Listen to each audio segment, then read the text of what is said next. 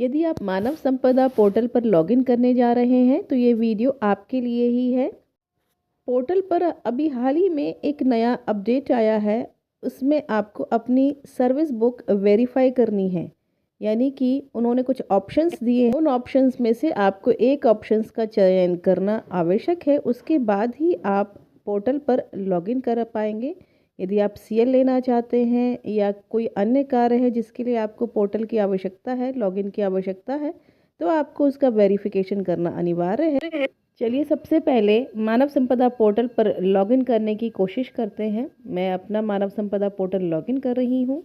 Login का process वही है जो अभी तक हम अपनाते आए हैं। मानव संपदा पोर्टल साइट पर ये लॉगिन किया। लॉगिन करने के बाद आप देखिए इस तरह की स्क्रीन आपको दिखाई देगी।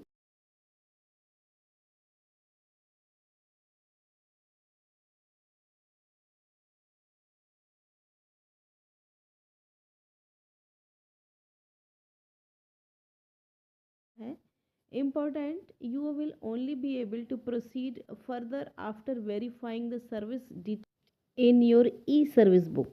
ई-सर्विस बुक में जो भी डिटेल है पहले आपको उसे वेरीफाई करना है। महत्वपूर्ण है, आप अपनी ई सेवा पुस्तिका में सेवा विवरण की जांच करने के बाद ही आगे बढ़ सकेंगे। अर्थात पहले हमें जांच करनी होगी, उसे वेरीफाई करना होगा, उसके बाद ही लॉगिन हो पाएगा आपका मानव संपदा पोर्टल। डिक्लेरेशन देना है, I have seen and verified the service detail in my E service book and I hear bye declare that. मैंने अपनी ई सेवा पुस्तिका में सेवा विवरण देखी है और जांच की है और मैं घोषणा करता हूँ या करती हूँ कि। अब यहाँ पर 3 ऑप्शन दिए हैं। सबसे पहला ऑप्शन है the service details are accurate and complete. अपनी ई सर्विस पुस्तिका देखने के बाद यदि आप कंफर्म हैं कि सारी डिटेल सही है, एक्यूरेट है, तो आप पहले ऑप्शन का चयन करेंगे।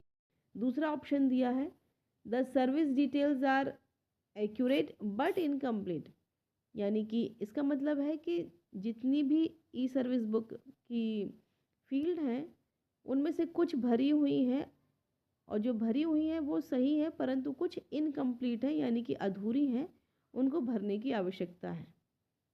तीसरा है I have informed my reporting officer about the discrepancies and requested corrections. मैंने अपने रिपोर्टिंग कार्यालय को विवरण में कमी के बारे में सूचित किया है और सुधार की मांग की है।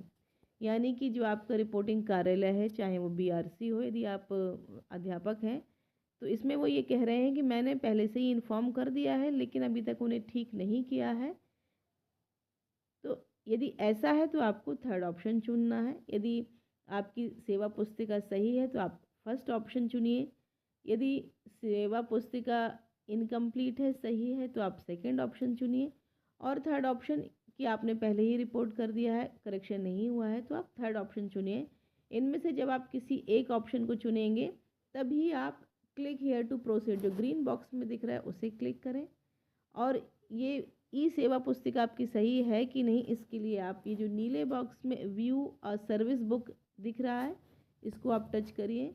यहाँ पर आप देखेंगे जब आप टच करेंगे इस तरह ई सर्विस बुक आपके सामने ओपन हो जाएगी पीडीएफ के फॉर्म में। ये देखिए सर्विस बुक ओपन हो चुकी है। अब इसमें यदि कोई भी फील्ड आप चाहते हैं कि उसमें कोई सुधार हो या सही है, जैसा भी आप को ये शो हो रही है उसको आप ढंग से देख लें और जो भी ऑप्शन आपको उचित लगे आप उस ऑप्शन पर आप इसको क्लिक कर दीजिए। ये बहुत ही महत्वपूर्ण है, इसको ढंग से देख लें, जो भी करेक्शन है पहले ही करवा लें ताकि आगामी भविष्य में कोई परेशानी ना आने पाए। सर्विस बुक पूरी तरह से चेक करने के बाद आप इन तीनों ऑप्शन में से किसी एक को चुनिए और उसके बाद ग्रीन बॉक्स पर क्लिक करिए, क्लिक हियर टू वेरीफाई। मान लीजिए आप सेकंड ऑप्शन का चयन करते हैं। उसका चयन करने के बाद ग्रीन बॉक्स पर क्लिक करेंगे। आप देखेंगे ऊपर एक मैसेज आया है, your response has been saved successfully, यानी कि जो आपने रिस्पॉन्स दिया था उसे अब सेव कर लिया है। अब आप उसे टच करेंगे तो ये लॉगिन हो जाएगा। एक बार लॉगिन होने के बाद दोबारा इस तरह का मैसेज शो नहीं होगा। उसके बाद आप जब दोबारा ओपन करेंगे तो इस तरह का मैसेज नहीं आएगा, डायरेक्ट जैसे पहले ओपन होता था वैसे ही आपका पेज लॉगिन होगा।